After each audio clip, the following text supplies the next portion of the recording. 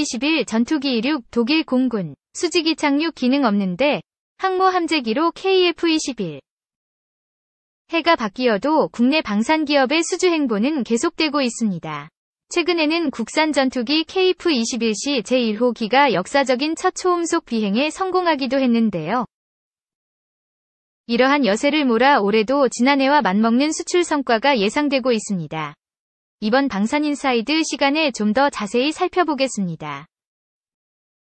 송민아 기자 나왔습니다. 정부가 KF-21 이륙 장면을 공개한 지 얼마 되지 않은 것 같은데 벌써 초음속 돌파에 성공했군요. 보라매라고도 불리는 한국형 전투기 KF-21이 첫 초음속 비행에 성공했습니다. 초음속은 마하 1의 속도를 넘어서는 것을 말합니다. KF-21C 제1호기는 지난 16일 경남 사천에 위치한 공군 제3훈련비행단에서 이륙했고 남해 상공에서 고도 약 4만 피트, 약 12km로 비행하면서 마하 1을 돌파했습니다. 영상 오른쪽 상단을 보시면 마하 1에 도달하는 속도가 표시돼 있고요. 이를 시속으로 환산하면 시속 약 1200km입니다. KF-21 이 초음속 전투기로 개발됐지만 초음속으로 비행하는 것은 고도의 기술을 요하기 때문에 성공 여부는 장담할 수 없었습니다.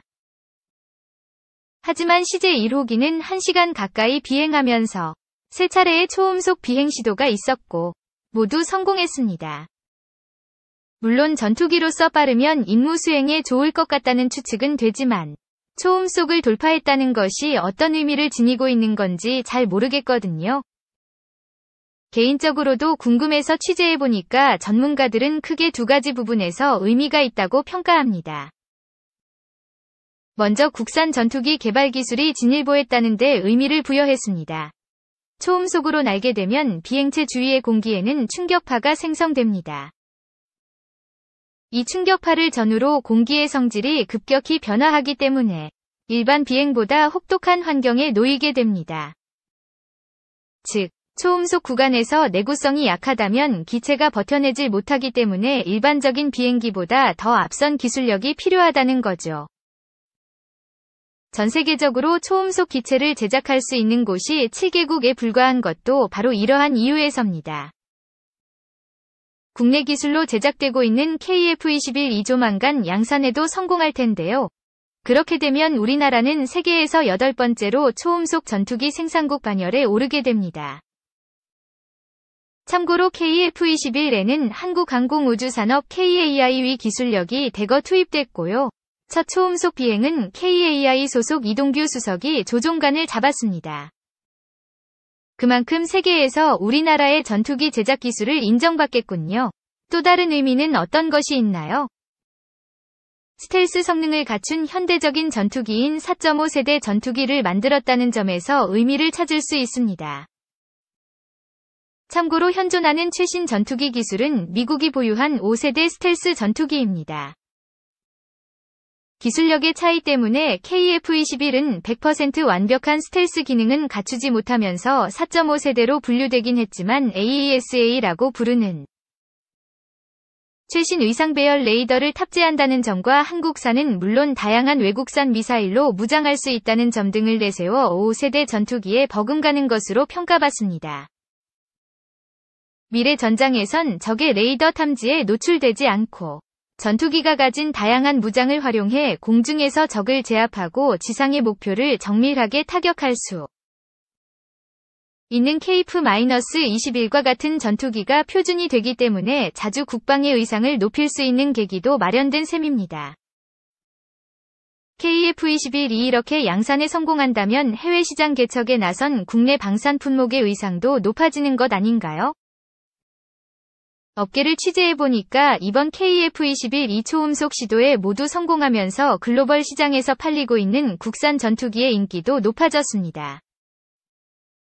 특히 KAI의 경공격기인 FA-50 판매에 탄력이 붙을 것으로 예상이 됐는데요.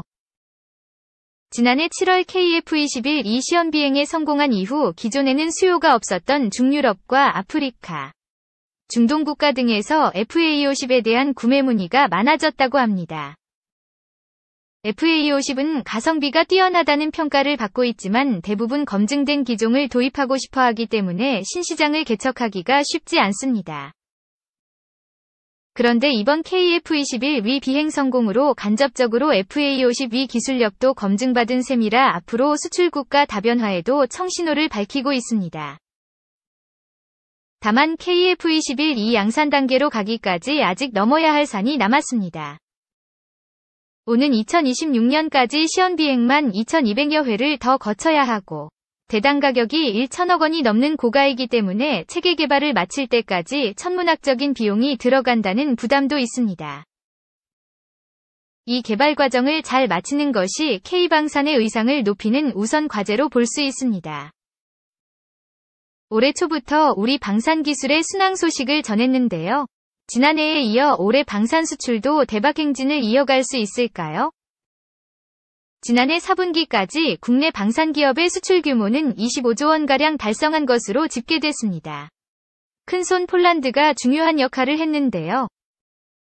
올해는 이를 교두보로 삼아 주변 국가에서도 방산 러브콜이 이어질 것으로 예상됩니다. 이를 통해 지난해와 비슷한 규모의 방산 수출이 이어질 것으로 업계는 내다봤고요. 올해도 연간 방산 수출 20조 원을 돌파할 수 있을 것으로 분석했습니다.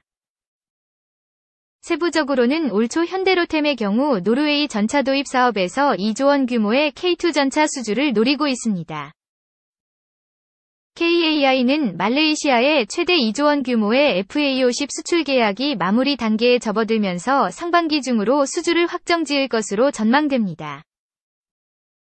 호주 레드백 장갑차 최종 사업자 선정이 올해 안에 결정될 것으로 예상되면서 한화에어로는 5조 원 규모의 수주 가능성을 높이고 있습니다.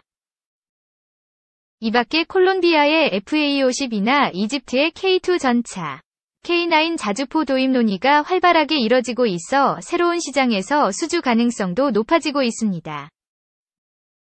특히 폴란드 주변 국가인 슬로바키아나 루마니아는 지난해 전세기까지 뛰어가며 국방장관이 우리나라를 찾았을 정도로 K방산에 상당한 관심을 갖고 있는데요. 업계를 취재해보니까 구체적인 규모를 공개할 수 없지만 이들 국가와도 계약 논의가 깊게 진행되고 있기 때문에 올해 예상치 못했던 추가 수주도 기대해볼 수 있을 것이라고 밝혔습니다. 2. 항모 함재기로 KF21 검토. 한국형 항모 구조 변경될까? 군 당국이 경항 공모함에 탑재될 전투기로 KF21 보라매를 검토하고 있는 것으로 파악됐습니다. 하지만 수직 이착륙 기능이 없는 KF21은 활주로가 짧은 경항모에는 부적합하다는 점에서 경항모가 아닌 중형항모를 도입하는 방향으로 사업이 변경되는 건 아니냐는 분석이 나오고 있습니다. 김승겸 합참의장은 오는 2033년 전력화를 목표하고 있는 항공모함에 탑재될 함재기로 국내에서 개발 중인 초음속 전투기 KF21을 염두에 두고 있다고 밝혔습니다. 현재 해군이 계획하고 있는 항모의 길이는 265m로 미 해군의 핵심 항공모함인 니미츠급의 길이가 300m인 것에 비해 규모가 작아 경항모라고 불립니다. 활주로가 짧은 경항모의 한계를 극복하기 위해 해군은 200m 이내의 활주로에서 이륙이 가능하고 착륙은 수직으로 가능한 수직이 착륙기가 필요하다고 보고 있습니다. 하지만 KF21은 수직 이착륙 기능이 없는 상황. 김 의장은 이를 고려해 항모의 구조 변경까지 함께 검토돼야 한다고 설명했습니다. KF21이 충분히 이륙할 수 있을 만큼 항모의 크기가 더 커져야 한다는 겁니다. 다만 김 의장은 경항모를 중형항모로 변경한다는 부분은 오해의 소지가 있을 것 같다며 함재기 개발 연구 용역 결과로 항모의 변경 사항이 결정되는 것이므로 현재 확정된 건 아니라고 선을 그었습니다. 3. 전투기 전자전 시스템 분석 제20 쟁두, 청두. 제20 청두 전투기의 전자전 시스템에 대해 알아보겠다. 제20 전투기는 중국의 청두 에어크래프트 인더스트리 그룹에서 제작하였으며 5세대의 스텔스 다목적 전투기이다. 제20은 1990년대부터 시작된 JXX 스텔스 전투기 프로젝트의 결과물이며 2010년에 하이스피드 택싱 테스트를 수행하고 2011년에 비행시험을 수행하였으며 2017년도에 실전 배치되었다. J-20 전투기의 전체적인 크기는 러시아의 Su-57이나 미국의 F-22보다 크며 스텔스 전투기로는 특이하게 카나드 날개를 가지고 있다.